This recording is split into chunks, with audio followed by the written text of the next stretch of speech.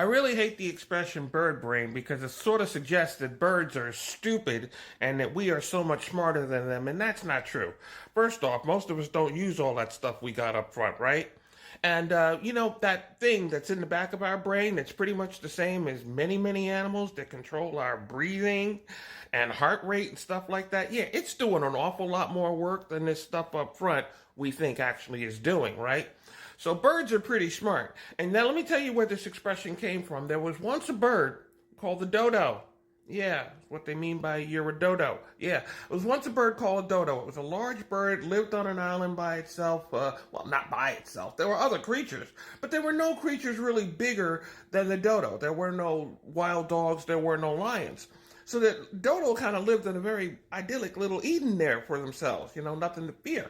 So when a human being could walk up to a dodo and just sort of bang it on its head and knock it dead and call the next dodo over and just bang it on its head and knock it dead.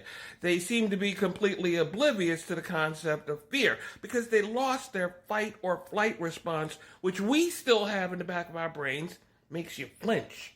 Yeah, think you're not an animal? Yeah, you're an animal, right? Okay, but they had lost that, right?